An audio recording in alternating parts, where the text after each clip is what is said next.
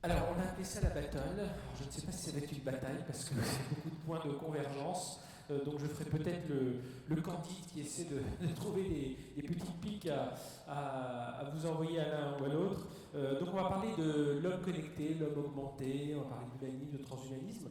Avec vous, Luc Ferry, vous êtes essayiste français, ancien professeur de philosophie, ancien ministre de la Jeunesse, de l'Éducation nationale et de la Recherche, et auteur de évidemment de nombreux ouvrages, dont un qui retient beaucoup de notre attention, c'est celui de l'innovation destructrice. Vous parlez un peu de tout ce qui est en train de se passer aujourd'hui. Notre autre débatteur, sans doute moins connu par beaucoup d'entre vous, Zach Halal, il est en Algérie, il a fait ses études de médecine en Algérie, il est médecin. Ensuite, un diplôme de chirurgie cardiaque, c'est ça, à Harvard. Et vous avez enchaîné la recherche. Et vous êtes aussi un pianiste émérite, hein, il faut quand même le signaler. Vous avez interprété. Oui, quand on a les dons, on les a tous. Hein. Je ne sais pas si. S'il joue au golf, je pense qu'il doit nous mettre aussi quelques dizaines de mètres. Donc, parce que vous avez joué au Carnegie Hall, hein, quelques compositions, et vous êtes aujourd'hui basé dans la Silicon Valley. Et vous allez nous parler parce que vous êtes responsable en France de l'université de la singularité. Alors ça, c'est une université qu'on ne connaît pas beaucoup, c'est soutenu par Google. Et peut-être juste, donc vous êtes venu de San Francisco pour nous, peut-être nous dire juste un mot sur l'université de la singularité pour que l'on comprenne un peu voilà, ce sur quoi vous travaillez aujourd'hui.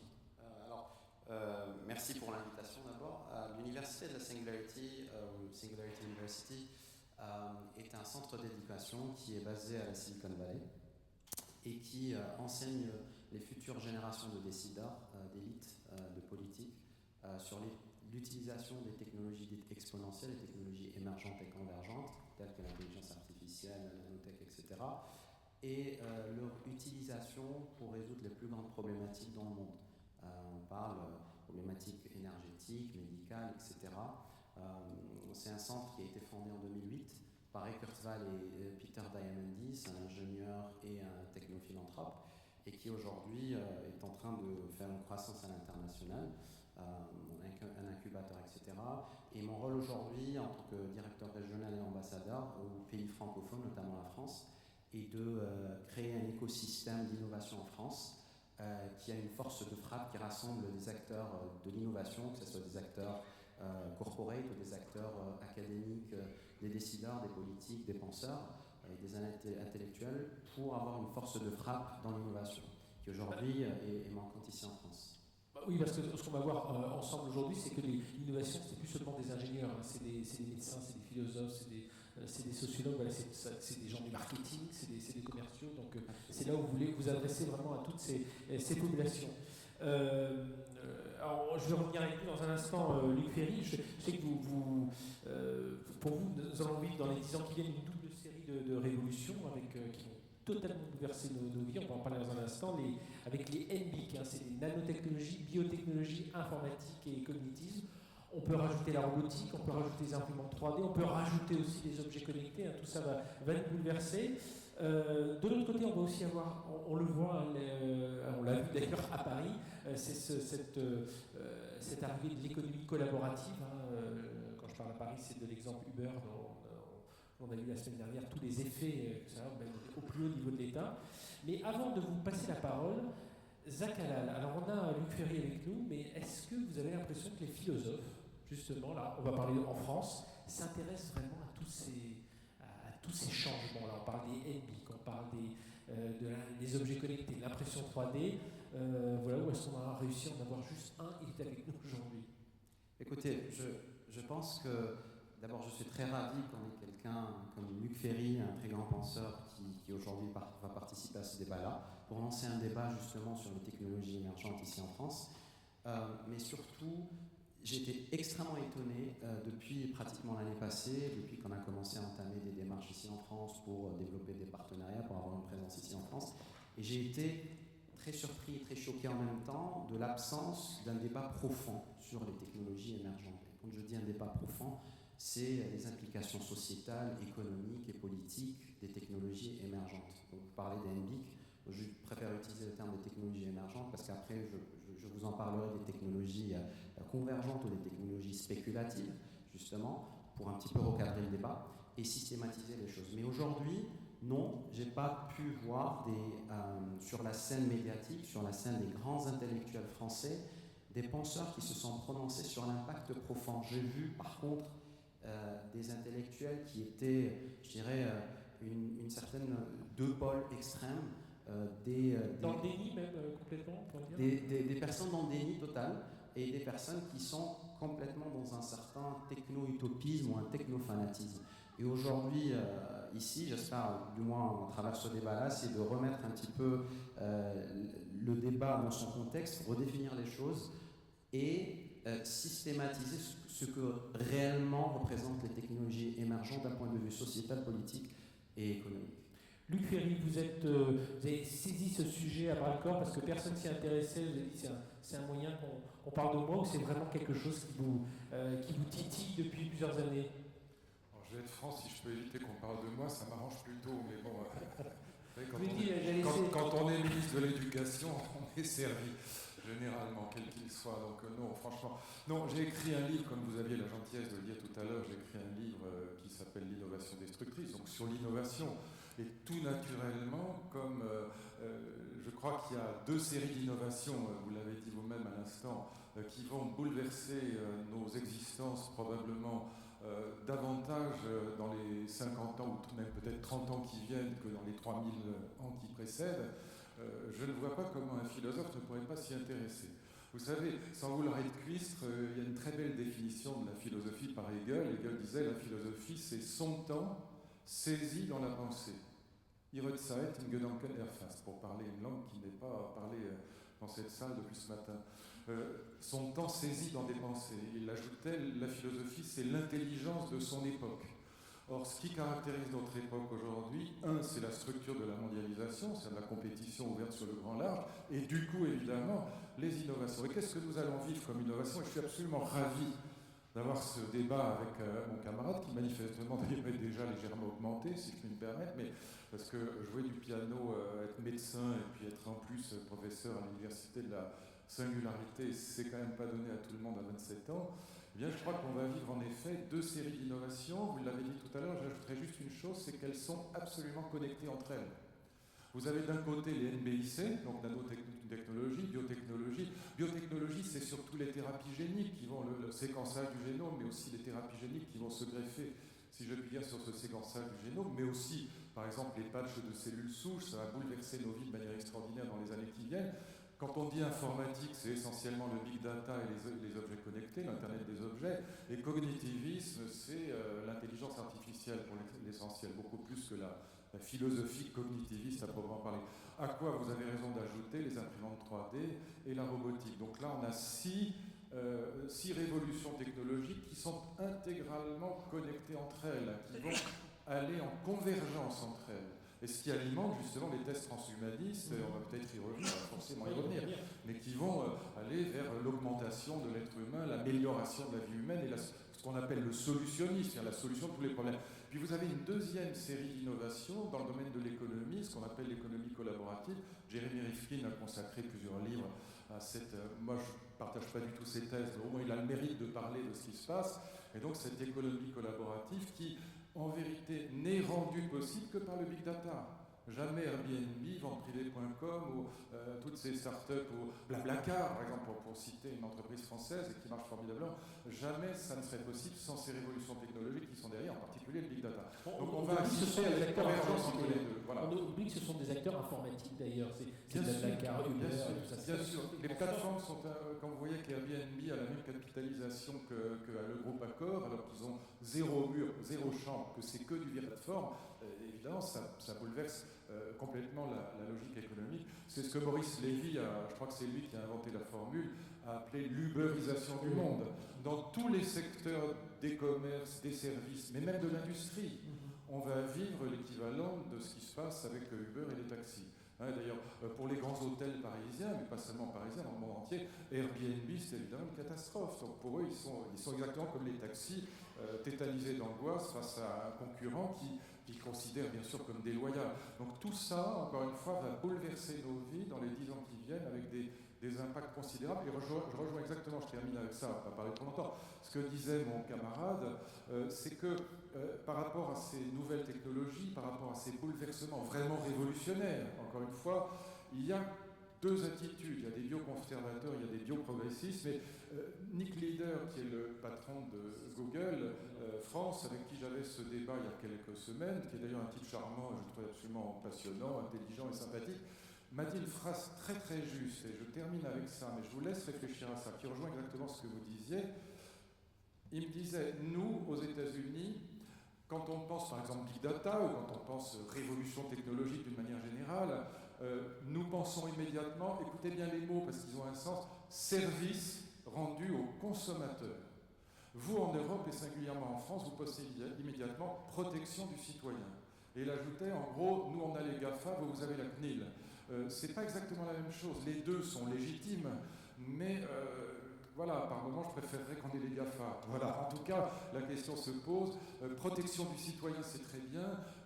Innovation, c'est autre chose. Service rendu aux consommateurs. Quand on pense, par exemple, Big Data aux États-Unis, on pense que ça va régler les problèmes de criminalité, que ça va permettre de lutter contre le terrorisme, que ça va permettre des thérapies ciblées pour le cancer, parce qu'on pourra comparer des dizaines de milliers de milliards de cellules cancéreuses et ne plus avoir des protocoles qui sont comme des B-52 au Vietnam, mais qui seront des thérapies encore une fois ciblées, donc 1000 fois plus efficaces qu'aujourd'hui. Donc on pense aux services rendus aux consommateurs, et nous, pour nous, Big Data, c'est Big Brother. Donc puis sur la culture, on va dire qu'aux États-Unis, ils se disent, oui, la technologie, elle finira bien par résoudre ce problème-là. Le solutionnisme, et pardon, là on va y revenir, le solutionnisme est aussi parfois totalement délirant. Donc il faut aussi qu'on fasse attention à ça. Mais je me tais. Non. Je vous donnais raison, pas du tout. Je donnais raison. Je vais avoir du mal à aller faire Alors on a appelé ça la battle, mais allez-y, Isaac Halal. Oui, je suis méditerranéen, donc la gesticulation est un petit peu naturelle. D'ailleurs, j'ai fait mon scan ADN et j'étais, je pense, à 25% italien, je pense 15% espagnol et le reste était avec le scan ADN. Donc je me suis fait justement bioscanner pour justement savoir un petit peu quels étaient mes risques de maladie, par simple curiosité, parce que justement, je vais savoir. Mais pour revenir à l'impact économique d'Uber et d'Airbnb, vous savez, aujourd'hui, on est en train de passer, on est dans un mode transitoire où l'on passe d'une économie une industrie de masse à la potentialisation et la super potentialisation des individus. Ça de un. Et cette phase de transition n'est pas uniquement une phase de transition sociétale, mais c'est aussi une phase de transition je dirais, idéologique. Quelles sont les futures définitions idéologiques qui vont porter sur notre définition de la société, etc.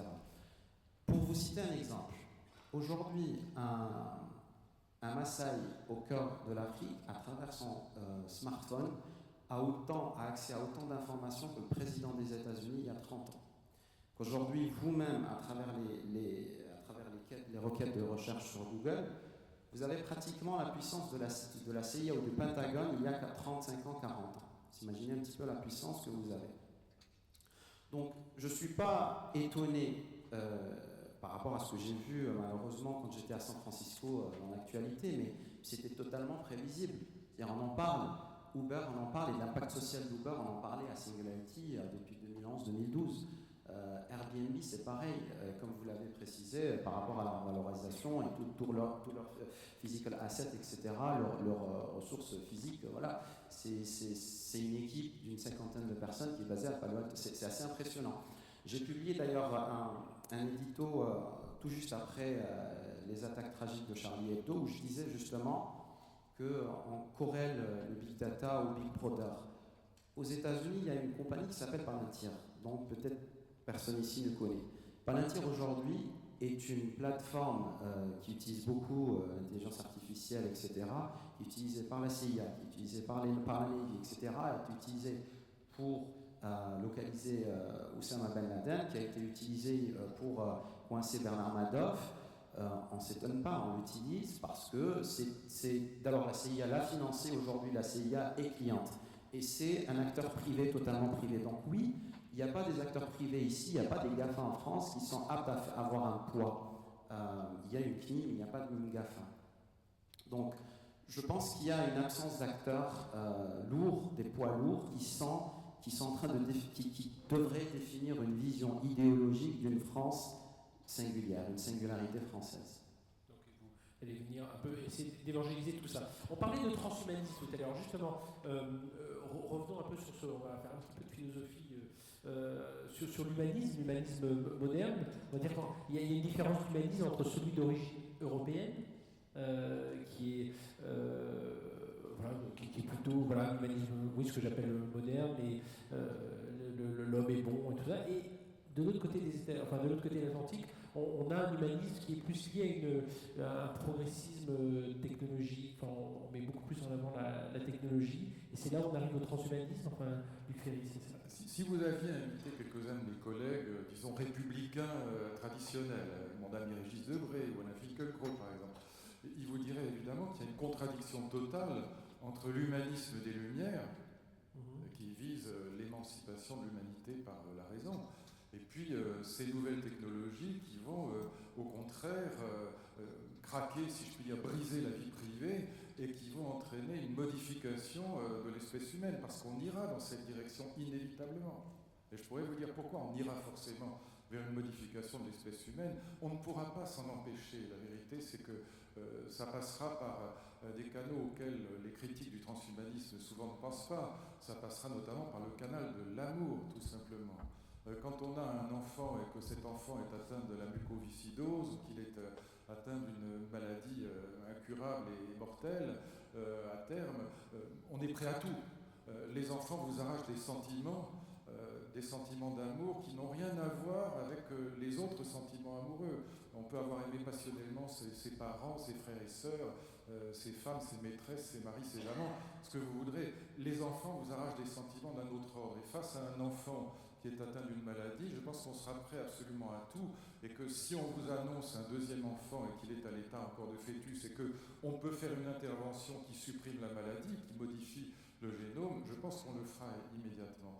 Et donc c'est par ce biais-là que ça passera, le transhumanisme. Laissons de côté les délires du solutionnisme, on ne résoudra pas tous les problèmes de l'humanité, c'est absurde, mais il y aura des vraies solutions, et ça passera par le canal de l'amour, et notamment de l'amour des enfants. Mais moi je pense que c'est en vérité dans la logique de l'humanisme traditionnel, de l'humanisme des Lumières.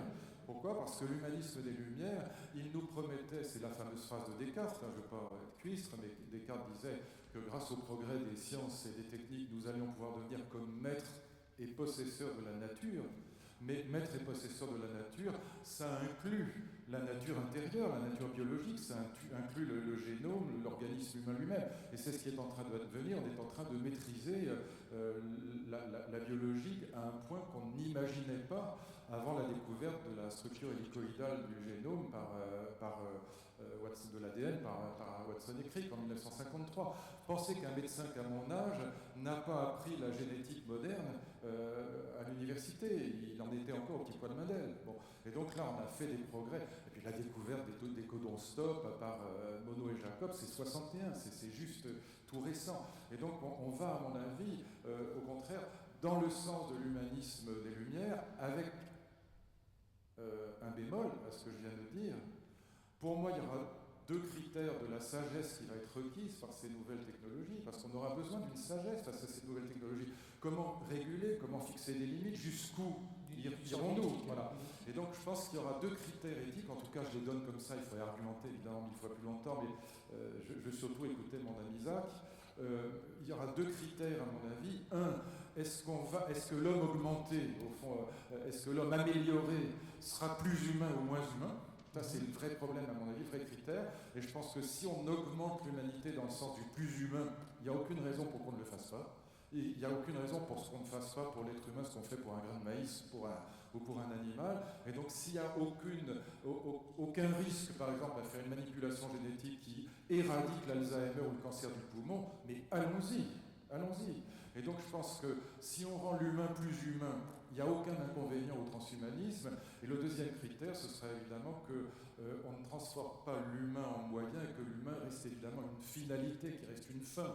Et je pense que ces deux critères-là sont les bons, mais encore une fois, il faudrait argumenter très longuement pour définir cette sagesse qui sera nécessaire face à ces nouvelles technologies qui, encore une fois, problème immense, vont aller beaucoup plus vite que la conscience des peuples, et notamment que la conscience des politiques, qui sont totalement en retard. Mais s'il y avait un terreau écrit à l'Assemblée nationale sur NBIC et Big Data, vous n'auriez pas, juste sur la définition même minimaliste, vous n'auriez pas 10 bonnes réponses. Et c'est ça le plus inquiétant. Et je parle de l'Assemblée nationale, mais si c'est le paysan de Corrèze, on est très loin. C'est pas le digital divide qu'on va vivre, c'est le democratic divide. Et ça, évidemment, c'est un immense problème politique dans les années qui viennent. Zach Allen, sur ce côté de transhumanisme, l'Université de la Singularité, elle ne défend pas forcément ce côté transhumaniste. Il y a plusieurs courants. Moi je pense que le stéréotype qu'on a, le cliché qu'on a sur l'Université de la Singularité, c'est d'abord son fondateur, Eckhart Zweig, qui a ses propres convictions personnelles. L'université enseigne les technologies émergentes, donc c'est vraiment très orienté pratique, c'est très cartésien, c'est très pragmatique. Moi je pense que par rapport à ce que vous avez dit sur votre définition du transhumanisme, je n'aime pas d'abord le terme transhumanisme parce que je préfère, il va falloir définir ce qu'est le transhumanisme. Si on parle de réparer l'humain, c'est ce que la médecine fait depuis plusieurs siècles. Si on définit par la mixité ou l'hybridisation de l'humain avec une machine ou son augmentation, moi je porte des lunettes parce que je suis myope, écoutez, si ça fait de moi un transhumaniste, tant mieux, mais aujourd'hui on a des puces intelligentes qui peuvent prendre votre glycémie, réadapter l'injection d'insuline afin d'éviter des hypos ou des hyper, parce que ça fait du transhumanisme. Si vous allez dans un bloc opératoire de neuroradiologie interventionnelle, vous allez vous étonner de trouver qu'il y a des... C'est quoi les transhumanistes? C'est ceux qui disent on vivra 1000 ans, on vivra... Écoutez, si on dit qu'on vivra 1000 ans, ça dépend de ce qu'on dit. Si on dit qu'on vivra 1000 ans, moi je pense que c'est une absurdité totale, d'abord. Parce qu'il y a une fine limite entre le génie scientifique, le génie des ingénieurs et la science-fiction. Aujourd'hui, parce qu'on est en phase de transition sociétale, on est en phase de technologies émergentes qui ont un potentiel phénoménal, on se permet de scénariser des futurs. Et c'est des futurs qui ont créé une certaine discipline qu'aujourd'hui on appelle la futurologie ou le foresight. C'est l'anticipation, la prospective, etc. Donc oui, on peut se permettre des scénarios futuristiques assez intéressants, mais vivre 1000 ans, non. Pourquoi? Parce que, d'abord, le principal argument qu'on utilise, c'est la loi de Moore et la croissance exponentielle des ordinateurs, etc. Je pense qu'il y a une erreur fondamentale de transposer le progrès qui se fait en ingénierie, qui se fait dans la loi de Moore, vers les sciences. Parce qu'aujourd'hui, on n'a pas encore compris comment le cerveau fonctionne exactement. On n'a pas encore décodé beaucoup de choses. On continue à découvrir des choses. Quand vous vous permettez de scénariser sur le fait qu'on pourra éventuellement faire des simulations du cerveau pour ensuite le uploader, moi je reste sceptique face à la réaction du cerveau quand il est à l'intérieur ou quand il dirige une machine. Est-ce qu'on a les mêmes apports sensoriels? Est-ce qu'on aura les mêmes? Est-ce que c'est un duplicata de votre cerveau? Est-ce que ça reste unique? Donc il y a plein de questions qui sont, et encore une fois dans ces questions-là, même les transhumanistes, se permettent de scénariser. Le génome, vous avez parlé tout à l'heure du génome. Quand effectivement le séquençage du génome coûte beaucoup moins cher, on est passé de 300 millions de dollars à pratiquement moins de 1000 dollars aujourd'hui, et on a atteint le $1000, le fameux 1K genome, et aujourd'hui, on continue à découvrir des choses, on continue à savoir qu'il y a tout un domaine qui s'appelle la protéomique, qu'il faut utiliser de l'intelligence artificielle pour comprendre les interactions, qu'il faut beaucoup de population pour comprendre tout cela. Et encore une fois, il y a beaucoup d'experts en intelligence artificielle qui remarquent un décalage entre ce qu'ils voient dans la recherche académique et ce qui est prédit par les transhumanistes. Donc, il va falloir vraiment définir ce que le transhumanisme est, parce que ça paralyse le débat, un débat national ici en France, ça paralyse un débat qui reste pour moi superficiel. Soit vous êtes transhumaniste et vous adoptez complètement les technologies et vous êtes un fou fanatique des robots, soit vous êtes en déni total. Et moi je pense qu'il faut adopter une attitude beaucoup plus sage et humaniste pour justement créer un discernement, décortiquer la problématique. Les nanotechnologies, l'intelligence artificielle, la robotique, tous les grands scientifiques comme Hawking se sont prononcés, dont Bill Gates aussi, se sont prononcés sur le danger que peut avoir l'intelligence artificielle. Donc, je pense qu'il y a un travail de politique important à faire, éventuellement sur avoir une charte des technologies, une charte de la sagesse, des technologies émergentes, ou charte de l'utilisation éthique des technologies émergentes qui doivent venir des politiques. D'où l'aspect politique des technologies émergentes. Je reste encore une fois étonné qu'il n'y ait pas un candidat pour 2017. Et moi, je vous le dis, la thématique des technologies convergentes et émergentes, pour moi, doit faire partie d'un débat électoral présidentiel, tout autant que la question du terrorisme ou la question de ce qu'est la France. Et quand je vois après Charlie Hebdo, par exemple, avant les attaques tragiques de Charlie Hebdo, il y avait bon, je percevais ça en tout cas avec mes interactions, je voyais beaucoup de personnes qui me disaient on est en fin de cycle, c'est quoi l'identité française? Alors qu'il y a un monde virtuel, un monde immatériel qui est en train de se créer, qui existe, dont la cartographie n'est pas encore bien fixe et figée, et que la France a une opportunité d'avoir une singularité française, d'avoir une renaissance technologique, et les politiques, les décideurs ont un angle mort sur cette question-là. Et je pense que ce n'est pas forcément le débat superficiel de transhumaniste ou pas transhumaniste, c'est décortiquer et définir ce qui est du transhumanisme noir et blanc. Et voilà, c'est un petit peu... Luc Ferry, vous avez été ministre, est-ce que l'action politique, voilà, ça vous tente de repartir au combat là, avec son Non, je dis 100 fois, on m'a proposé d'être ministre des universités, de la recherche à nouveau, et j'ai décliné poliment cette offre. Et vous pensez comme Zach Allal qu'il y a ce besoin Non, je suis assez d'accord avec ce que dit Zach, à une nuance près. Je pense que bon, l'espérance de vie des Français, vous savez qu'on a, enfin des Européens, parce que quand je dis français, ça vaut pour toute l'Europe de l'Ouest, enfin ce sont des statistiques françaises. On a des statistiques depuis 1750, exactement. Et donc l'espérance de vie des vieux Européens, des Européens de l'Ouest, elle a été multipliée par 3 exactement depuis 1750. Ce qui n'était jamais arrivé depuis Cro-Magnon. C'est vraiment une formidable espérance de vie que nous avons aujourd'hui, qui est liée évidemment aux innovations médicales, innovations scientifiques, techniques, mais aussi sociales et politiques. Bon. Et donc, simplement depuis mon enfance, moi je suis né en 1951, l'espérance de vie des Français a considérablement augmenté, puisqu'en 1951, l'espérance de vie des Français est de 63 ans, et elle est aujourd'hui de 83 ans, hommes et femmes confondus en moyenne évidemment. Et donc on a pris 20 ans ou 60 ans. On ne vieillit plus que de 9 mois par an depuis les années 1950, ce qui est quand même absolument extraordinaire. Et je pense que cette courbe va s'envoler dans les années qui viennent pour un tas de raisons qui sont liées à la convergence des NBIC. Et donc je vous renvoie là au livre de Laurent Alexandre, la mort et la défaite du cancer. Je suis d'accord avec Zach qui pousse le bouchon évidemment loin quand il dit que l'enfant qui vivra 1000 ans est déjà né. Je pense que en effet ça n'est pas vrai, mais dans son livre il corrige et il dit voilà, même si ce n'est pas dans 2 générations ou 3 générations, ce sera dans 4 ou 5 et ça arrivera.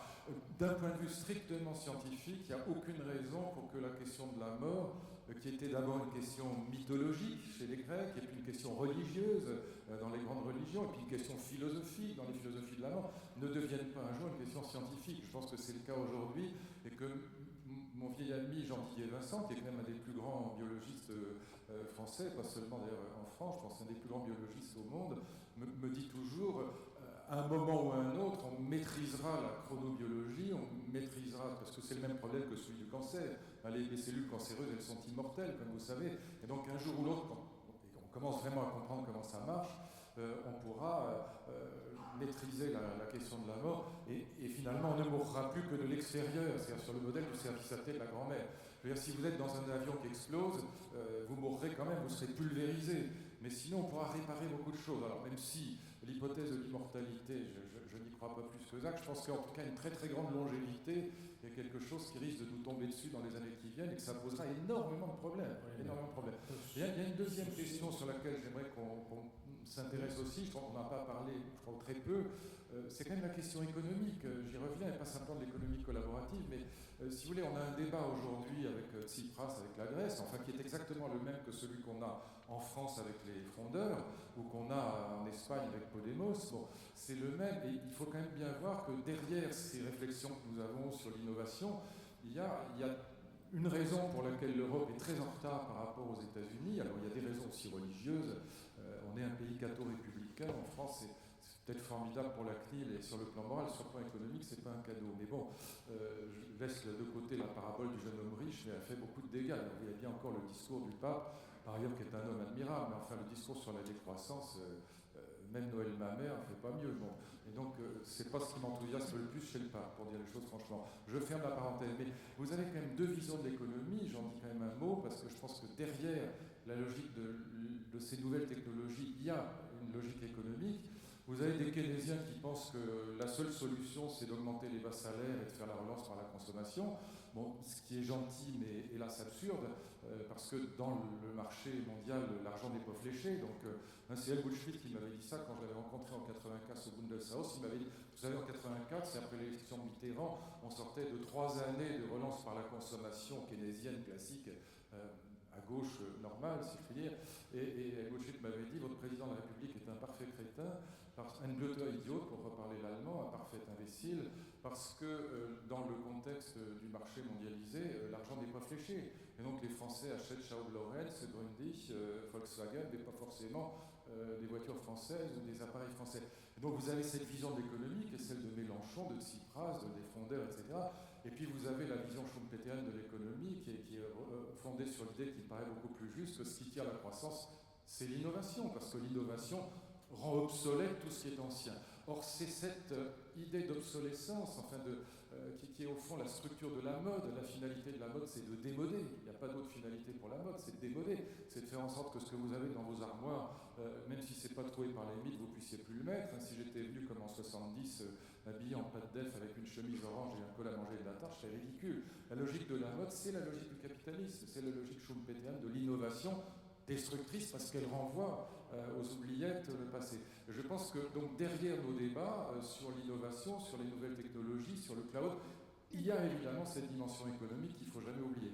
Et quand le patron de Google ou de Facebook vous explique que tout est gratuit, ils se foutent de vous. Je veux dire, soyons clairs, rien n'est gratuit. Sur cette dimension économique. Je pense que je vais répondre d'abord à l'immortalité et la prolongation de l'espérance de vie. Je pense que ce sont deux thématiques complètement différentes et qu'il faut, dans la structure de cette question-là des technologies émergentes, essayer de décortiquer les questions. Quand on parle d'immortalité, justement, on parle de ploder l'esprit, de ploder la conscience. D'abord, comme je l'ai dit tout à l'heure, les neurosciences n'ont pas encore abouti à certaines avancées pour une certaine granularité, certaines finesses, une certaine connaissance. On définit que le cerveau est une entité physique qui contient de l'information. Oui, mais il n'y a pas que ça. On n'a pas aujourd'hui, on n'arrive pas encore à étudier le cerveau au-delà de l'IRM fonctionnel, des scanners, etc. Mais il a même dit que le cerveau, le câblage du cerveau bougeait depuis qu'on utilisait des smartphones. Absolument, absolument. L'utilisation de la lucidité, comme ça est le cas, c'est une question de plasticité cérébrale. J'ai lu un article la semaine passée où on disait justement que les smartphones ont complètement changé la zone qui était en charge du pouce. Donc oui, ça devient juste plus musclé, c'est comme un muscle. Si on l'utilise plus, forcément ça se développe. C'est un petit peu comme chez les sourds qui développent d'autres facultés plus pointues. Donc c'est une question de plasticité cérébrale, mais c'est pas ça la question. La question, c'est de se dire, aujourd'hui, on n'a pas des connaissances en neurosciences qui sont assez pointues pour pouvoir dire qu'on va simuler le cerveau ou uploader la machine. Ensuite, sur la question de la prolongation de l'espérance de vie, oui, on va passer de 80 ans à 120, voire 130. Et c'est là où il faut vraiment discerner les choses, c'est que les transhumanistes vous disent ce qu'on appelle en anglais recursive self-improvement, l'auto-amélioration récursive. C'est-à-dire, récursive c'est bien ça, je pense en anglais et je parle récurrente. C'est-à-dire que quand vous allez atteindre 80 ans, eh bien il y aura des technologies qui vont vous permettre d'atteindre 100 ans. Vous allez avoir 100 ans, vous allez avoir des technologies qui vont vous permettre d'atteindre les 150, etc. Jusqu'à ce que vous ayez une mort extérieure, par pulvérisation ou autre. Moi, je pense que l'immortalité, ça reste une utopie, un fantasme. Prolongation de l'espérance de vie, oui, parce qu'aujourd'hui, il y a des technologies type IPS qui permettent justement des cellules souches qui vous permettent de bio-imprimer des organes qui sont compatibles avec votre corps. Et je ne vois pas cela impossible quand vous allez avoir 80 ans ou 90 ans, vous faire implanter votre cœur de votre jeunesse. C'est possible, on peut le faire. Enfin, c'est en train de se faire développer. Oui, un mot de dimension économique, est-ce que ça veut dire que, parce que tout ça c'est des technologies qui coûtent cher, est-ce que ça veut dire que c'est une élite qui pourra accéder seulement à ces capacités? Non, c'est pas ça. C'est que d'abord, il y a derrière une très grande question qui se pose. Est-ce que nous sommes aujourd'hui face à... Mais j'aurais envie de discuter sur la question biologique, mais bon, laissons-la de côté pour l'instant. Question de la... Dans un instant. Non, parce que je suis entièrement d'accord que ce que montrent toutes les recherches épigénétiques depuis 2010, surtout depuis 2012, c'est que le cerveau, il ne faut pas être matérialiste, qu'il y a vraiment une marge de liberté considérable par rapport à la structure de l'ADN. On sait qu'il y a une vraie hérédité des caractères acquis.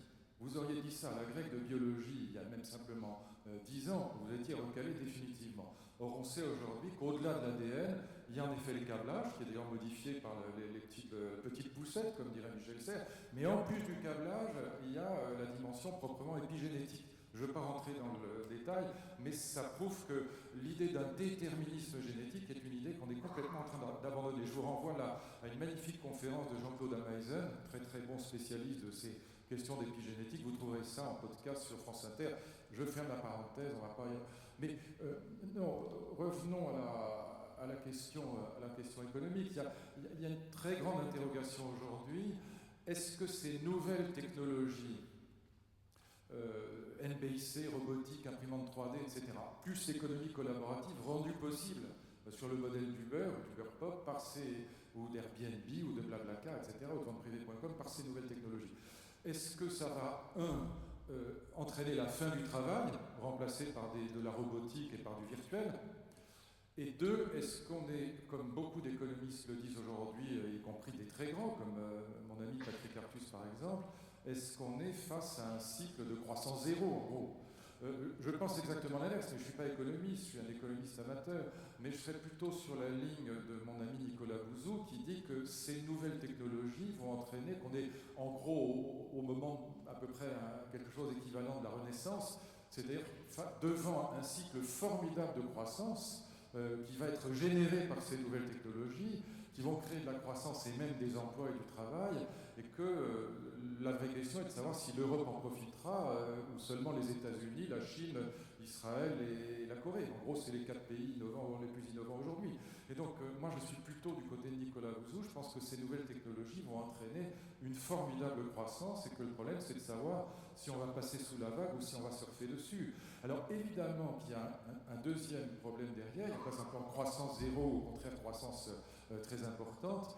Mais il y a un deuxième problème que Schumpeter avait déjà très bien compris, mais que nous allons vivre de manière très douloureuse dans les années qui viennent, c'est que toutes les grandes innovations multi-usages, que ce soit l'imprimante de Gutenberg ou que ce soit la révolution de la machine à vapeur, de la locomotive ou aujourd'hui de l'Internet, elles créent du chômage, de la décroissance et des inégalités. Je vais dire les choses très simplement.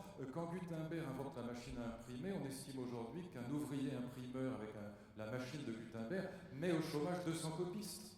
Mais ils le prennent mal. Quand on invente les machines à tisser, la fameuse machine Jacquard, 1831, Lyon, vous avez entendu à l'époque où il y avait encore des cours d'histoire chronologique parler de la révolte des canuts. Ça vous dit quelque chose? Quand vous allez dans un bouchon lyonnais, il y a un plat qui s'appelle la cervelle de canut. Il n'y a pas un bouchon lyonnais qui n'ait pas ce plat-là. Bon. Eh bien, qu'est-ce qui se passe en 1831 à Lyon? Les ouvriers canuts se révoltent. Canuts parce qu'ils avaient des cannes pour tisser, se révoltent contre les machines à tisser. C'est-à-dire là que le mot sabotage va être popularisé parce qu'ils jettent les sabots dans les machines à tisser pour les détraquer. Je traduis dans les termes d'aujourd'hui. Si j'étais... Il y a 3000 libraires en France. Enfin, 3000 librairies. Si j'étais libraire, je détesterais Amazon. Je crois que c'est déjà le cas. Ben oui, mais je ne suis pas libraire. Mais il va arriver au libraire la même chose qu'au disquaire. Et je vais vous dire, si j'étais patron d'une agence de voyage, je ne serais pas à l'aise. Qui d'entre nous va encore prendre un billet Paris-Nice dans une agence de voyage? Même ma grand-mère ne le ferait plus. Et donc on est là face à des métiers entiers qui vont disparaître. Et comme disait Schumpeter, c'est rarement les fabricants de bougies qui deviennent des fabricants d'ampoules électriques. De la même manière, je vais vous dire, très très peu de libraires iront travailler chez Amazon. Amazon créera peut-être plus d'emplois qu'il n'en détruit, ce qui est probable, mais ce ne seront pas les mêmes et ce ne sera pas tout de suite. Après, ça aurait peut-être été au libraire de s'adapter aussi quand on voit qu'Amazon, vous allez chez un libraire, on vous dit le livre, vous l'aurez dans 8 jours, je commande. Amazon, vous l'avez non seulement vous l'avez aujourd'hui, chez vous ce soir. Évidemment. Enfin, il y a toute une chaîne aussi à J'ai revoir. fait cette année un cours sur la mythologie grecque au théâtre des Mathurins, pour tout vous dire. J'ai besoin en permanence de livres en grec, en latin, en allemand et en anglais. Il n'y a que ça. Bon, c'est Oxford University Press. Souvent des livres épuisés. Si je vais chez mon libraire, je les ai 3 fois plus chers et si possible dans 3 semaines. Sur Amazon, je les ai en 48 heures et beaucoup moins chers. Donc j'ai beau aimer mon libraire. C'est-à-dire qu'il y a toute une chaîne aussi. Mais néanmoins, nous aurons des grandes destructions d'emplois, des grandes créations d'emplois, et ça pose une question même pour un libéral. Si le libéral n'est pas complètement débile, que doit faire l'État face à ça? Est-ce qu'on doit laisser crever les libraires? Est-ce qu'on doit laisser crever la presse papier, les agences de voyage? Et si on les aide comment? Vraie question pour un libéral. Vous voyez? Et je disais des inégalités, j'arrête avec ça. Malheur à nos enfants s'ils n'ont pas une bonne formation. Je vous donne un chiffre et je m'arrêterai là. 10% des bacheliers sont au chômage en 1960. 50% des non-bacheliers, j'ai dit bacheliers, non-bacheliers, 10% des non-bacheliers donc, sont au chômage en 1960, 50% aujourd'hui. 50% des jeunes chômeurs sont des non-bacheliers. Et encore, le bac, c'est rien. J'ai dit ça l'autre jour, ça a fait le tour de Twitter. Pour ne pas avoir le bac, il faut faire la demande aujourd'hui. Soyons clairs. Donc c'est rien, mais c'est ce qui vous permet de continuer. Et donc, malheur aux non-diplômés aujourd'hui. Faites attention à ça. Jamais les inégalités entre diplômés et non-diplômés n'ont été aussi grandes qu'aujourd'hui en France. Je pense que c'est une question, est-ce que l'homme a le droit de se tromper ou pas? Je pense qu'on est dans une phase où il faut justement définir ça. Je verrai un futur où on aura la définition des emplois. Un médecin, ça va devenir forcément soit un pilote de la 380 chirurgicale, soit un data scientist en cardiologie. Où on aura simplement un cardiologue qui gère un IBM Watson, par exemple. Ce sera le robot qui opérera. Exactement. Et qui sera en mode autopilotage. Je verrai ça comme ça. Mais la question qu'on devrait se poser aujourd'hui et à partir de maintenant, c'est une question de responsabilité. Est-ce que c'est le fabricant du robot qui est responsable? Est-ce que c'est le pilote qui a fait une erreur? Ou est-ce que c'est le scientifique qui était derrière la fabrication ou l'ingéniosité du mécanisme de la robotique qui est responsable? Donc on est face à vraiment à des problématiques profondes, légales. On devrait se poser sur les responsabilités. Est-ce qu'un chirurgien qui utilise Watson passe à côté ou n'entre pas une certaine variable ou ne sait pas très bien coder? Est-ce que c'est une faute médicale grave ou pas? Je pense que c'est le débat qu'il faudrait avoir et on est dans une phase de transition. On l'a eu cette semaine, il y a un ouvrier aux États-Unis qui a été tué par un robot dans une usine et voilà, qui est responsable. Je pense que j'ai même entendu parler d'un accident d'une Google Car. Est-ce que c'est la Google Car qui est fautive? Est-ce que c'est simplement quelqu'un qui a pris une voiture pour entrer dans une Google Car? Voilà, Google nous dit que les 11 accidents sont toujours dus à l'environnement. Ils ont raison, la Google Car est un truc, et là aussi, c'est pareil, quand vous regardez les avantages de ces nouvelles technologies, le Google Car est un formidable exemple, une formidable illustration. Il y a eu 6 Prius autopilotés qui ont fait déjà 800 000 km dans la circulation normale. Elles vont être autorisées à partir du mois de juillet, c'est maintenant, dans 4 États américains. Ils ont même des camions autopilotés. Bon. Et évidemment, c'est difficile quand on mêle ces voitures à des voitures pilotées, surtout si c'est dans certaines régions de la France où on a tendance à abuser du Calvados. Mais ça ne facilite pas les choses. Mais sinon, évidemment que ces voitures auront des avantages absolument considérables. Pour l'essentiel, ce sera la fin des accidents de voiture. Ça vous permettra, si on pense, comme je le pense, que la denrée la plus rare et qui deviendra la plus difficile, c'est le temps. Vous pourrez travailler dans votre voiture, vous pourrez écouter de la musique, vous pourrez téléphoner, vous pourrez faire 1000 choses. Ça supprimera les problèmes de permis de conduire, pour les jeunes en particulier, mais aussi pour les très vieux. Enfin, il y aura des avantages absolument considérables. Et même si on ne croit pas à l'immortalité, si on pense que c'est des blagues, je reviens à la première question. En tout cas, l'augmentation très très grande de l'espérance de vie, oui, bien sûr, posera des problèmes absolument énormes. D'abord des problèmes d'économie de la santé considérables. Il y a un roman, c'est Luis Sarragamo, donc qui a fait un pays où on ne meurt plus. Et il a tout un. Ça s'appelle le Genèse de la mort. Vous avez surtout, avant le roman, vous avez le fameux mythe d'Asclépios. Asclépios, c'est Esculape, le patron de la médecine, et donc qui dérobe Athéna un remède qui permet d'accéder à l'immortalité. Et donc la démographie se multiplie. Arès, le dieu de la guerre, est très fâché parce que les types sont blessés, mais ils ne crèvent pas dans les guerres. Donc c'est horrible à voir, ils sont tous déchiquetés, mais ils ne meurent pas. Et donc vous avez ce premier mythe qui est le mythe d'Asclépios, et où on voit déjà tous les problèmes que pose, sinon l'immortalité, du moins une très très grande longévité. Aussi le mélange des générations, parce que là, en termes d'inceste, en termes de vie amoureuse, enfin bon, économie de la santé, je l'ai dit. Et puis, vous posiez la question, est-ce que ce qui nous fait agir, c'est pas aussi le sentiment de l'urgence, c'est le sentiment du temps qui passe, hein? Et donc, voilà, ça posera des problèmes métaphysiques, éthiques et économiques absolument considérables. Et même si on ne parle pas d'immortalité, même si on parle simplement de grand allongement de la vie, on y arrivera forcément. Et donc, en effet, là aussi où c'est dramatique, c'est que nos politiques n'ont aucune idée. Imaginez qu'on est encore en France à discuter sur la question du travail le dimanche, ou de savoir si on va mettre la retraite à 62 ans, et que c'est un gouvernement de droite qui est là à mettre la retraite à 62 ans, et que c'est en Allemagne Steinmeier, le leader de la gauche, qui la met à 67. Hein. Et on discute sur des sujets comme ça. Alors, je reviens de Chine, je peux vous dire que ça les fait hurler de rire. Frédéric, oui. La salle voudrait réagir aussi. Je passe la parole à Pierre-José Biot. Alors, on va prendre des questions dans la salle. Si vous voulez bien vous lever et décliner votre identité en même temps.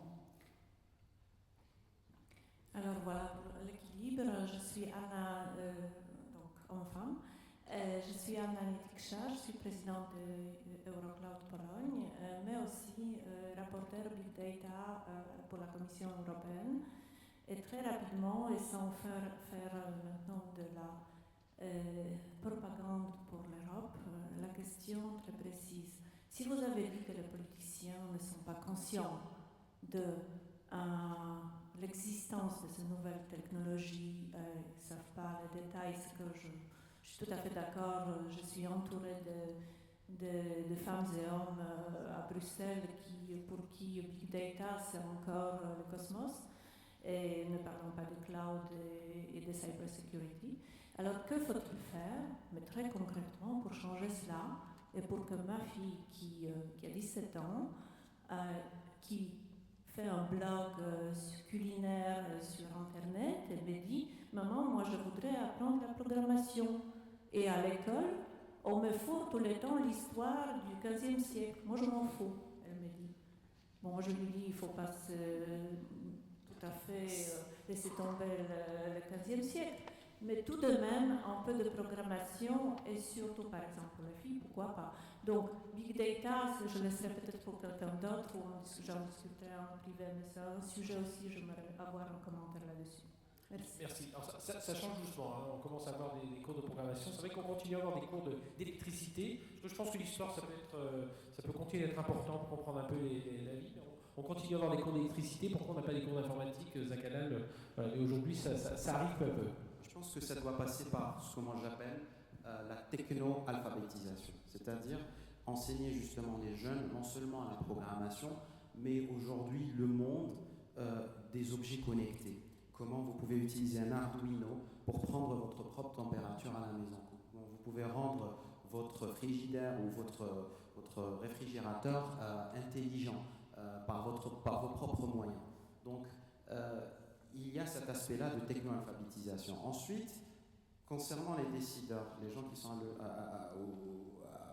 qui sont responsables de l'Union européenne et au Parlement européen, les organisations, du moins en France, je ne connais pas la question européenne, il me semble que les organisations ou les grandes organisations gouvernementales ne sont pas câblées pour faire face aux problématiques. C'est-à-dire que depuis si on va au cours de l'histoire, on a toujours utilisé la géoéconomie, la géopolitique pour expliquer des phénomènes de relations internationales, des phénomènes globaux. Aujourd'hui, il faut avoir une troisième lentille de lecture, qui est la géotechnologie. C'est-à-dire comment les nanotechnologies, la robotique, l'intelligence artificielle est en train de complètement changer la balance des puissances mondiales. Si vous pouvez imaginer, par exemple, il n'y a pas très longtemps, il y a eu une attaque où on a volé des données de plusieurs employés fédéraux américains et on a tracé l'attaque, je pense à une attaque d'un pays asiatique.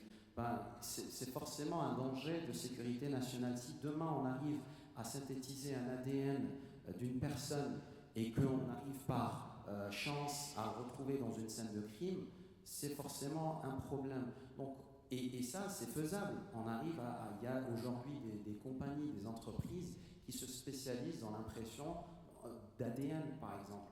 Donc, il y a une véritable, moi je pense, nécessité d'enseigner d'abord aux jeunes la technologie, techno-alphabétiser les jeunes, mais aussi insérer la géotechnologie comme un domaine bien spécifique aux grands décideurs, aux politiques. Voilà. Luc Ferry, en tant qu'ancien ministre de l'Éducation, ça résonne. Non, je suis tout à fortement. fait sur le remède, entièrement d'accord avec ce que vient de dire Zach, tout à fait d'accord. Techno-alphabétisation, l'expression est très bonne. Mais je pense qu'il faut réfléchir aux freins à l'innovation. Qu'est-ce qui fait que ça n'a pas marché en Europe? Qu'est-ce qui fait que les GAFA sont américains? Qu'est-ce qui fait que quand on est devant un public normal, pas comme le vôtre, je veux dire de non-spécialistes, quand on dit GAFA, quand on dit Big Data, quand on dit Internet des objets, quand on dit NBIC, les gens, y compris cultivés, ouvrent des yeux ronds comme des soucoupes. Donc c'est ça, le fond de d'où vient ce retard, hein? Parce que remédier, c'est très bien, mais comprendre les causes du retard, c'est évidemment nécessaire pour trouver aussi les bons remèdes. Non, je vous disais tout à l'heure que nous sommes dans une... Pour ce qui est de l'Europe du Sud, c'est d'ailleurs pour ça que l'Allemagne est très en avance sur le reste de l'Europe, parce que c'est un pays protestant. Dans l'Europe du Sud, on est dans une tradition à la fois catholique et républicaine. Or, dans la tradition catholique, il faut bien voir une chose, c'est qu'à la différence de toutes les grandes traditions spirituelles qui ont formé l'Europe, les juifs, les grecs et les protestants, chez les catholiques, le scandale, c'est la richesse, et la misère est une voie d'accès au paradis. Chez les grecs, chez les juifs et chez les protestants, c'est l'inverse. Chez les juifs, les grecs et les protestants, le scandale, c'est pas du tout la richesse. Le scandale, c'est la misère. Comme dit Aristote, pour être généreux, il faut être riche. Et donc la richesse, c'est le moyen d'aider les autres quand on est un type bien. Évidemment pas quand on est un radin ou un salaud. Mais encore une fois, chez les catholiques, et on le voit dans toute la tradition du catholicisme social, jusqu'à François, qui par ailleurs est un type encore une fois formidable. Moi je trouve notre pape épatant, je ne suis pas du tout croyant, mais je trouve que c'est un très bon pape. Mais sur l'argent, il est dans la tradition du catholicisme, c'est dans la tradition de la parabole du jeune homme riche. Vous vous souvenez de la parabole du jeune homme riche? Le jeune homme très riche va voir Jésus. Jésus est un rabbin, c'est un juif. Et il demande à Jésus, Rabbi, que faut-il faire pour entrer au royaume? Et Jésus lui répond, écoute, respecte la loi, le décalogue, réponse de rabbin. Et le jeune homme dit, mais je respecte la loi, évidemment. Et Jésus lui dit, puisque tu es riche, vends tes biens et donne-les aux pauvres. Et le jeune homme s'en va en pleurant parce qu'il n'est pas capable de se séparer de ses avoirs. Et c'est là que Jésus se retourne vers ses disciples et leur dit, il sera aussi difficile à un riche d'entrer au royaume qu'un chameau de passer par le chat d'une aiguille. Et si vous rajoutez à la tradition catholique la tradition républicaine, encore une fois, c'est l'idée que la société civile, elle est corrompue, elle est mauvaise, parce que c'est le lieu du profit et des intérêts particuliers, c'est le lieu de l'entreprise. Ce qui fait que de toute la tradition républicaine, de gauche, Chevènement, comme de droite, Henri Guénaud, les gaullistes, considèrent que le rôle de l'État, c'est de corriger la société civile, au lieu qu'un président américain considère que son rôle premier, c'est d'être l'auxiliaire de ces entreprises, de ces universités. C'est idiot de dire qu'un président américain étant un libéral n'intervient pas quand il y a un conflit entre Boeing et Airbus. Je vous garantis qu'il ne reste pas les deux pieds dans le même sabot. Il choisit Boeing. Mais il intervient comme quelqu'un qui aide à l'accouchement de sa société civile. Et ça, c'est déjà thématisé. Je vous renvoie à ce texte que plus personne ne lit, mais qui est absolument génial. Et en plus, ça peut se lire en une demi-heure parce que ça fait à peine 40 pages. C'est la fable des abeilles de Mandeville, 1714, qui est déjà l'opposé absolu de ce que seront les théories républicaines à la française. Catho-républicain, encore une fois, sur le plan moral, c'est patent, mais sur le plan économique, c'est un désastre. Et donc je pense que c'est ça qui va caractériser l'Europe et le retard européen par rapport aux États-Unis.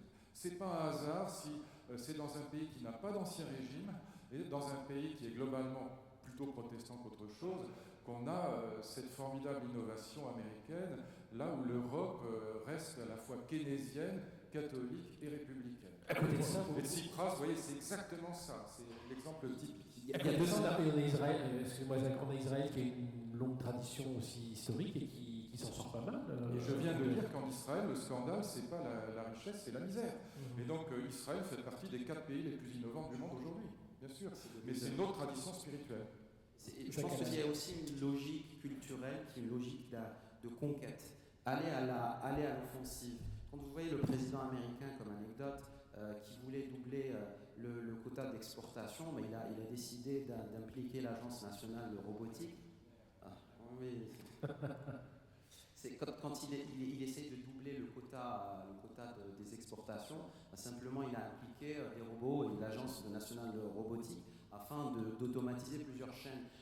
Et ce qui m'étonne, c'est justement ici en France, quand vous voyez une entreprise comme Carmat, aussi innovante, qui a pu... Carmat, je le rappelle, les cœurs artificiels. La start-up qui a fait le cœur artificiel avec une brillance incroyable et qui n'arrive pas à percer au niveau global pour X ou Y raison. Et moi je peux vous assurer que si Carmat était né à Cupertino ou des laboratoires secrets de l'un des GAFA, ils auraient déjà fait la première de Time Magazine, ils seraient déjà en train de conquérir des marchés au Brésil, en Australie, en Malaisie. Donc oui, il y a une logique de conquête, d'aller vraiment à l'offensive qui, pour moi, me semble complètement absente ici en France, qui est présente chez les Allemands d'ailleurs, et les Américains. Donc oui, il faut refonder complètement, fondamentalement, l'état d'esprit de l'entrepreneuriat ici en France, l'imbiber d'une logique offensive. C'est comme si vous étiez dans et de ceux qui leur accordent des fonds aussi, parce que c'est le souci en France. Quand on parle avec des patrons de start-up, pas trop de mal à enclencher les fonds d'amorçage, mais dès qu'il s'agit, on l'a avec une start-up qui s'appelle Print, c'est une start-up, c'est des polytechniciens. Ils étaient 5 en avril, ils sont 15 aujourd'hui, ils ont entre 27 et 35 ans, ils partent tous les 15 dans la Silicon Valley, ils font une coque que vous installez sur votre smartphone et qui va imprimer vos photos que vous prenez avec eux. Et voilà, et lui, il n'a aucun mal à lever des fonds d'amorçage, mais dès qu'il a fallu avoir des fonds pour développer son produit de façon industrielle, plus personne. Moi, aux États-Unis, on lui a ouvert les portes grand ouvert. Je conclurai pour, si vous voulez vraiment gagner Roland Garros, il ne faut pas rester au fond de cours, il faut aller à l'offensive et monter à la volée. On va prendre quelques questions supplémentaires. Bonjour à toutes et à tous, je m'appelle Abdella. Pour paraphraser Maurice Lévy, je participe pleinement à la uberisation du monde puisque je suis fondateur de la société Utilize qui est l'équivalent de Uber pour le financement locatif, le leasing. Et vous avez cité plusieurs philosophes, Hegel et plein d'autres, donc je vais rester sur la même lignée en citant Maître Yoda. Au sujet de la réalité, de l'homme augmenté, on est tous d'accord pour dire que nous ne sommes pas des êtres uniquement biologiques. Qu'est-ce qu'on fait de l'autre partie? Alors, je ne vais pas rentrer dans un débat spirituel ou métaphysique, mais nous ne sommes pas que de la chair et des séquences ADN. Donc, parler d'un homme qui durerait, j'hésite à dire qui vivrait, mais qui durerait 1000 ans, qu'est-ce que ça donne sur l'autre partie, la partie non biologique?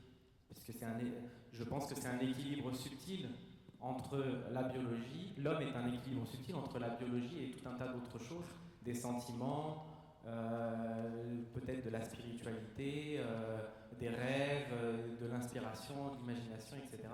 Et ça, je ne pense pas que ce soit modélisable à l'aide du duplicata de mon cerveau, par exemple. Oui, Luc Ferry.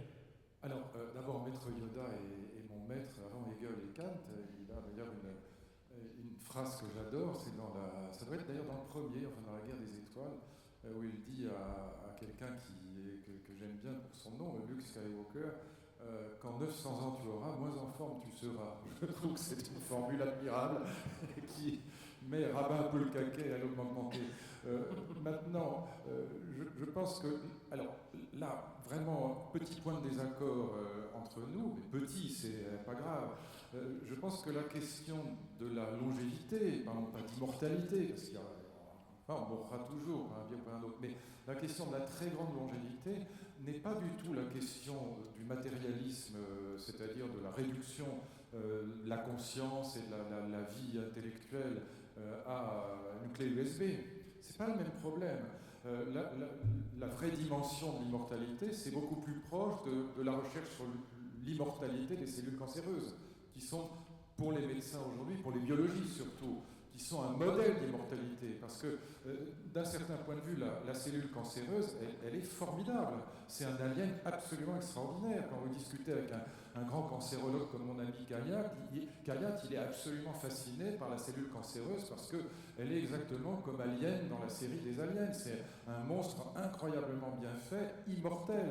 Et donc le secret de l'immortalité est beaucoup plus à chercher dans la structure des cellules cancéreuses que du côté du matérialisme de la conscience, si je puis dire, ou de l'interprétation matérialiste de la conscience, qui est en effet, à mon avis, une absurdité totale, dans la mesure où, on le voit, je ne vais pas y revenir, dans les recherches épigénétiques aujourd'hui, l'idée d'un déterminisme de l'ADN est une idée qui ne tient plus la route. Bon. Et donc, la question, au fond, je réponds comme ça à votre question, après ces deux préalables, l'un sur Maître Yoda et l'autre sur la question de l'immortalité, je pense que tout ce qui contribue à nous rendre plus humains est admirable, et tout ce qui contribuerait à nous rendre moins humains serait détestable. Et encore une fois, il faudrait longtemps pour argumenter ce critère. Mais je pense que c'est le critère de la sagesse dont nous aurons besoin face à ces révolutions technologiques qui, de toute façon, vont déferler dans les 30 ans qui viennent. Zakalan. Je pense qu'un jour, on aura des machines qui sont inspirées pour composer des valses aussi belles que celles de Chopin. J'adhère au concept. Vous savez qu'aux États-Unis, il y a une société qui s'appelle, alors j'avais noté son nom, il s'appelle Deep Knowledge Ventures, c'est une société de gestion de fonds à haut risque. Ils viennent d'admettre au sein de leur conseil d'administration un nouveau membre, il s'appelle Vital, et c'est un algorithme qui rentre tout un tas de données. C'est véridique, hein, on voit un peu ce changement. Un tout petit mot là-dessus, parce que c'est marrant, c'est exactement l'image que j'avais en tête. Ces nouvelles technologies n'inventeront jamais le clavecin bien tempéré. Tu prends l'exemple d'une valse de Chopin ou d'un prélude de Chopin, et donc c'est ça qu'il faut répondre à votre fille. C'est que, bien sûr qu'il faut parler de la période contemporaine, mais vous avez dans l'histoire de l'humanité des œuvres, que ce soit la Bible, la mythologie grecque, que ce soit les grandes traditions spirituelles, que ce soit les grandes œuvres d'art ou les grandes œuvres musicales, et qui n'ont alors pour le coup mais strictement aucun rapport avec ces nouvelles technologies, mais strictement aucun. Aucune de ces nouvelles technologies ne créera une note de musique comparable au 6e prélude de Chopin. Voilà. Et donc là, il y a une vraie réflexion à avoir. Qu'est-ce que c'est qu'une œuvre, une grande œuvre, la transcendance, le grandiose d'une grande œuvre, qui suscite l'admiration. Là, on est dans un tout autre domaine que celui de ces nouvelles technologies. C'est aussi pour ça que voilà, le XVe siècle, ça peut être utile. La réforme protestante, c'est quand même intéressant. Allez, une question dans la salle. Oui, j'avais une question. Est-ce qu'on n'est pas un petit peu trop sûr de nous quand on parle de l'avenir des technologies? Alors, j'ai quelques exemples. Soyez assez bref. Oui, c'est très bref. J'ai deux petits exemples. Le protocole IP pour l'Internet a été inventé par des militaires pour des applications militaires. Deuxième exemple, les SMS dont on sert tous les jours, au début c'était un protocole qui devait servir uniquement pour les échanges techniques et non pas pour des échanges littéraires. Il y a d'autres exemples, il y a la grande voiture américaine, la révolution sexuelle américaine s'est faite sur les plages arrière des voitures, c'était pas prévu. Tout ça, c'était pas prévu. D'où ma question, est-ce qu'il ne faudrait pas qu'on ait un peu une philosophie vis-à-vis de la surprise, comme ça a été le cas pour l'Internet et pour les SMS? Question.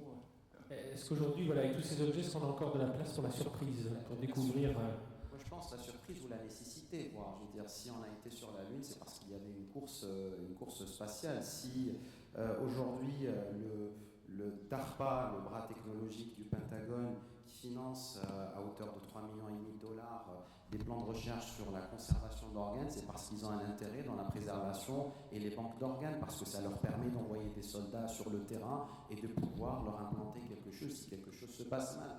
Donc oui, je pense que beaucoup d'innovation a été poussée, a été produite par des besoins bien spécifiques, que ce soit des besoins militaires ou autres. Donc oui, ça a toujours été d'un point de vue militaire ou d'un point de vue de nécessité. Moi, ce qui m'interpelle, c'est qu'ici en France, par exemple, il y a eu le Minitel. Ça n'a jamais.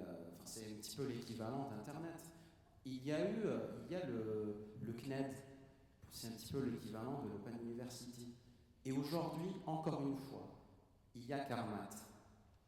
Et c'est un petit peu l'équivalent de Intuitive Surgical et le DaVinci Robot qui fait des merveilles. Donc, il faut un petit peu s'éveiller et de se dire qu'aujourd'hui, encore une fois, l'innovation peut se créer, soit par besoin, mais aussi avec une logique offensive. L'imprévu. Oui, alors, juste deux remarques, mais c'est une vraie grande question, vous avez raison de la poser. À ma connaissance, tous les génies, tous ceux qui ont vraiment inventé, pas simplement innové, mais innover dans le grandiose, parce qu'on peut innover dans la connerie aussi. Bon. Mais non, pardon, parce que l'autre jour, je regardais la une du Parisien d'aujourd'hui en France, il y avait des innovations qui vont changer vos vies. Bon, un jour, passionné par l'innovation, je regarde, première innovation qui va changer ma vie, un aquarium sans eau. Bon, je suis pas sûr que ça me bouleverse. Bon, remarquez que je continue à lire, il n'y a pas de poisson dedans, je suis content pour eux, mais à part ça, c'est pas enthousiasmant, donc il faut faire attention parce que la logique de la compétition pousse aussi à l'innovation pour l'innovation, comme c'est le cas par exemple dans l'art contemporain. Pour une très grande partie de l'art contemporain est complètement absurde parce qu'on innove pour innover, mais il n'y a aucun sens derrière. Mais à ma connaissance, tous les grands génies ont été des individus dont personne ne connaît le mode de production. Deuxième remarque, nous vivons dans un monde qui est plus imprévisible que jamais pour des raisons qui sont structurelles et qui sont liées à la structure de la mondialisation. Dans le contexte de la mondialisation, les moteurs de l'histoire sont en nombre infini, dispatchés sur l'ensemble de la planète, et si on prenait le modèle de la physique de Newton, ça veut dire que les composantes du vecteur principal, elles sont par millions, de telle sorte que personne ne peut prévoir la résultante. Personne n'a prévu vraiment la chute du mur de Berlin. Je me souviens d'une conversation avec Jean-François Revel, 15 jours avant la chute du mur. Jean-François, qui était un homme charmant, intelligent et un excellent analyste politique, il me disait encore que le communisme, on en avait pour 100 ans, 15 jours avant la chute. Bon, personne n'avait vraiment prévu les révolutions, le printemps arabe. Et donc jamais le monde n'a été aussi imprévisible qu'aujourd'hui, aussi surprenant qu'aujourd'hui. La phrase de Marx est plus vraie que jamais. Les hommes font leur histoire, mais sans savoir l'histoire qu'ils font. Nous ne savons ni quel monde nous construisons, ni pourquoi nous y allons. C'est ça la réalité. Et elle est liée à quelque chose qui était évidemment préoccupant. Je ne suis pas du tout pessimiste, mais c'est une vraie interrogation politique. Soyons clairs, les leviers des politiques nationales ne lèvent plus rien du tout. C'est ça le fond de l'affaire. L'impuissance publique croît de manière exponentielle.